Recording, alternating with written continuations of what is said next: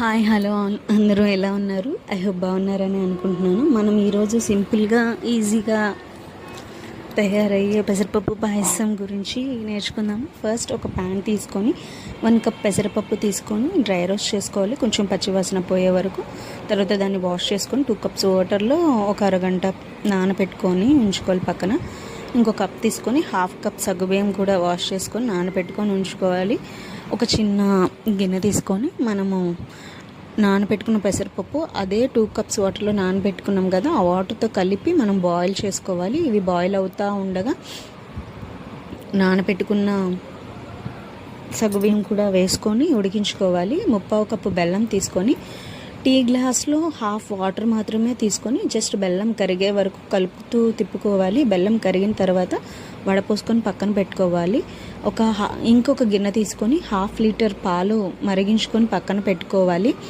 ఈలోపు పెసరపప్పు ఉడుకుతూ ఉంటుంది కదండి, దానిలో ఈ మనము కాచిన బెల్లం ఉన్నాయి కదా వాటరు, ఆ వాటర్ కలిపి కాసేపు ఉడికించుకొని పక్కన పెట్టుకోవాలి. ఒక 3 స్పూన్స్ పచ్చి కొబ్బరి, 3 ఇలాచీ తీసుకొని గోరువెచ్చటి నీటితో కలిపి మనం ఆ కొబ్బరి పాలు రెడీ చేసుకొని పక్కన పెట్టుకోవాలి. ఈ బెల్లం వేసి ఉడికిస్తున్నాం కదా, ఉడికిన ఒక 5 మినిట్స్ తర్వాత ఈ కొబ్బరి పాలు కూడా వేసుకొని కాసేపు ఉడికించుకోవాలండి. దాని తర్వాత కాచిన 1 కప్ పాలు ఉన్నాయి కదా, ఆ పాలు కూడా వేసుకొని కలుపుకోవాలి. కొంచెం చిక్కబడే వరకు, పచ్చివాసన కొంచెం పోయే వరకు కలుపుకుంటూ ఉండలేం లేకుండా ఉడికించుకోవాలండి. పెసరపప్పు బేసిక్గా చాలా హెల్త్కి చాలా మంచిది అంటారు కదా పెద్దవాళ్ళు, అండ్ బాడీ కూడా కూల్ అవుతుంది అంటారు. పిల్లలు కూడా ఈజీగా తింటారు, ఈజీగా డైజెస్ట్ అవుతుంది. అండ్ పాలు కూడా మనకి హెల్త్కి మంచిదే కదా. మనం ఇంకా ఏమీ బయట ఇది ఏం వాడట్లేదు, తక్కువ ఇంగ్రీడియంట్స్తో ఈజీగా ఇంట్లోనే సింపుల్గా చేసుకోవచ్చండి. పూజ టైంలో కూడా దేవుడికి నైవేద్యంగా కూడా చాలా ఫాస్ట్గా అయిపోయే రెసిపీ ఇది.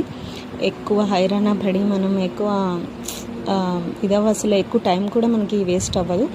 అండ్ ఇట్లా ఉడుకుతున్న దానిలో ఇంకొక చిన్న ప్యాన్ తీసుకొని 3 స్పూన్స్ గీ వేసుకొని దానిలో 1 కప్ చిన్న 1/2 కప్పు జీడిపప్పు అండ్ 2 స్పూన్స్ కిస్మిస్ వేసుకొని చిన్ని 1/2 కప్పు తురిమిన పచ్చి కొబ్బరి కూడా వేసుకొని జస్ట్ ఒక 2 మినిట్స్ ఫ్రై చేసుకొని ఈ ఉడుకుతున్న పెసరపప్పు సగ్గుబియ్యం మిశ్రమం ఉంది కదండి, దానిలో వేసేసుకొని ఒక 5 మినిట్స్ కలుపుకొని దాన్ని మూత పెట్టి ఉడికించుకుంటే అంతే అండి.